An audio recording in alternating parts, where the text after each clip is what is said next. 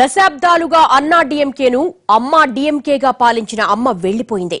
2 ఏళ్ల వయసు నుంచి జీవితంతో పోరాడుతూ గెలుస్తూ వచ్చిన జయలలిత 2.5 నెలలు మృత్యువుతో పోరాడి ఓడిపోయింది.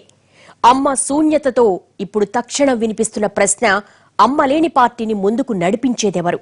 అమ్మ లేని లోటును తీర్చేదెవరు? అమ్మ స్థానాన్ని భర్తీ చేసేదెవరు?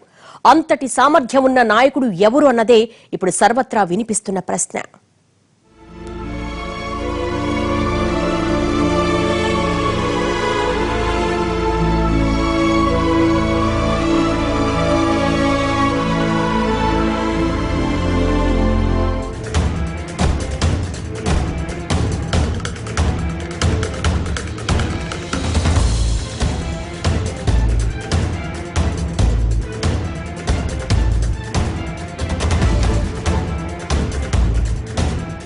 అమ్మ వెళ్లిపోయింది.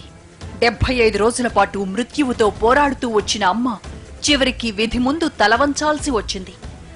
జీవితంలో ఎన్ని ఎదురు దెబ్బలు తగిలినా చలించకుండా నిలబడి ఎదిరించిన పురచ్చి తలైవి ఒంట్లో శత్రువును ఎదిరించలేక శాశ్వతంగా కన్నుమూసింది. అమ్మ మరణం తర్వాతే కాదు, అమ్మ ఆస్పత్రిలో ఉన్నప్పుడు కూడా తమిళనాడు వ్యాప్తంగా వినిపించిన ఒకే ఒక ప్రశ్న, అమ్మ తర్వాత ఎవరు అని.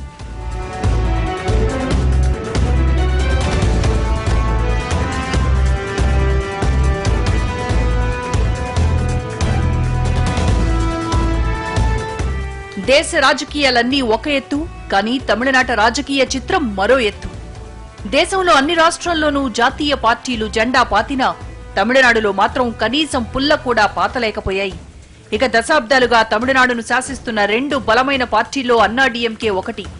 అన్నాడీఎంకే వ్యవస్థాపకుడు ఎంజీఆర్ఏ అయినా ఆ తర్వాత కాలంలో ఎంతో పోరాడి అన్నాడీఎంకేను నిలబెట్టింది. క్లిష్ట సమయాల్లో పార్టీని గెలిపించింది. పార్టీ తనను దూరం చేసినా పార్టీని మాత్రం తాను దూరం చేసుకోలేదు. ఎన్నో అవమానాలు అనుమానాలు ఎదుర్కొని చివరికి అన్నాడీఎంకే పగ్గాలు చేపట్టింది. ప్రతిపక్ష నాయకురాలిగా తమిళనాడు ముఖ్యమంత్రిగా 7 ఏళ్ల పాటు ఆమె చక్రం తిప్పింది. సంక్షేమ పథకాలకు కొత్త అర్థాన్నిచ్చిన అమ్మ సంక్షోభ సమయంలోనూ అంతే నేర్పుగా నెగ్గుకొచ్చింది. కానీ ఇన్ని దశాబ్దాల రాజకీయ జీవితంలో అందరూ ఆలోచించే ఒకే ఒక్క ప్రశ్న, అమ్మ తర్వాత ఎవరు అని.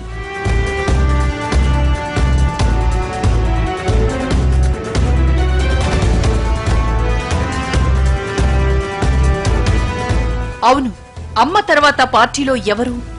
అమ్మ తర్వాత పార్టీని నడిపించేది ఎవరు? అమ్మ తర్వాత రాష్ట్రాన్ని పాలించేది ఎవరు? ఇలా ఎన్నో ప్రశ్నలు. వీటిలో అన్నింటికీ ఊహాగానాలే తప్ప దేనికి సమాధానం మాత్రం లేదు. ప్రస్తుతానికి తమిళనాడు ముఖ్యమంత్రిగా పన్నీర్ సెల్వం ప్రమాణ స్వీకారం చేసినంత మాత్రాన ఆయనే అమ్మకు రాజకీయ వారసుడని నిర్ధారించలేం. అలాగని కాదని కూడా చెప్పలేం.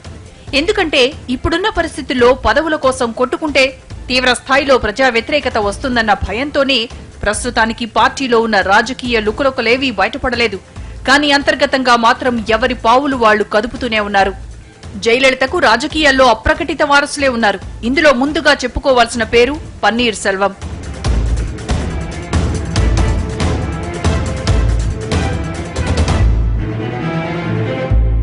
ఇప్పటికి 2 సార్లు తమిళనాడు ముఖ్యమంత్రిగా బాధ్యతలు నిర్వహించిన పన్నీర్ సెల్వం పేరే చాలా సార్లు వారసుడి రేసులో ప్రముఖంగా వినిపించింది. గతంలో 2 సార్లు జైలు పాలైనప్పుడు తనకు అత్యంత నమ్మకస్తుడైన పన్నీర్ సెల్వానికే సీఎం బాధ్యతలు అప్పగించింది. ఇక పన్నీర్ సెల్వం కూడా అమ్మ స్థానంలో కూర్చోకుండా ఆమె కుర్చీని అలాగే వేసి పక్కనే మరో కుర్చీ వేసుకుని పాలన కొనసాగించారు.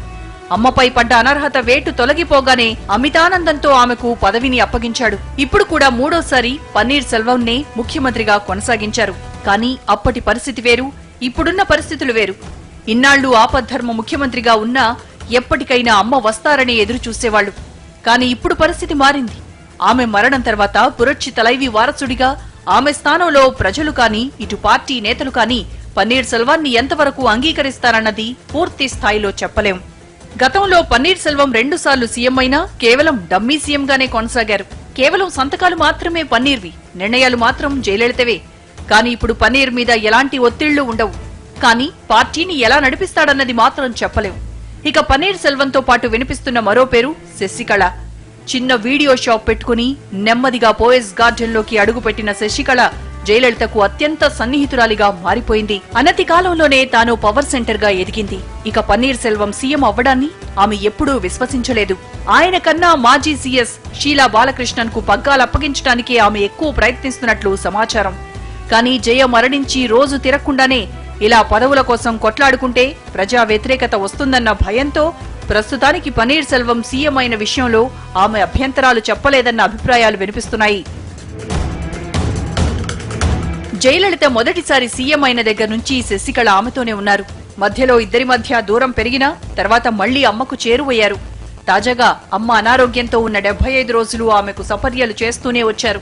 మొత్తంగా జయలలిత అధికారంలో ఉన్ననాళ్లు సెకండ్ పవర్ సెంటర్ గా ఎదిగారు. ప్రస్తుతానికి పన్నీర్ సెల్వం సీఎం గా కొనసాగినా 6 నెలల తర్వాత శశికళ చక్రం తిప్పే అవకాశాలు కనిపిస్తున్నాయి. ఇప్పటికే శశికళ వర్గానికి చెందిన ఎమ్మెల్యేలు కూడా ఆమెకు అనుకూలంగా అడుగులేస్తున్నారు. అంటే భవిష్యత్తులో ఇద్దరి మధ్య ఆధిపత్య పోరు తప్పదన్న మాట.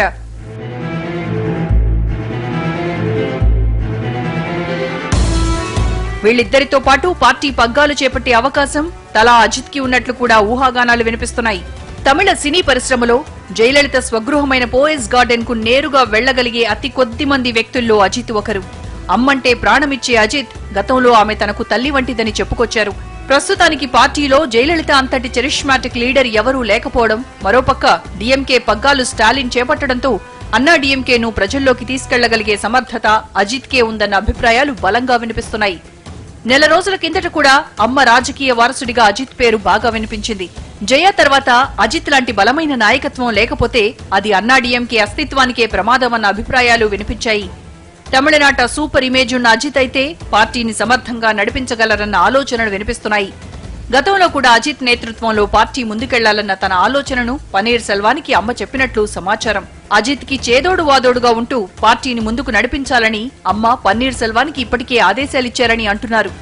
ఇలా ఈ ముగ్గురు నేతల మధ్య ఆధిపత్య పగ్గాలు ఎవరికి దక్కుతాయన్నది కాలమే నిర్ణయించాలి.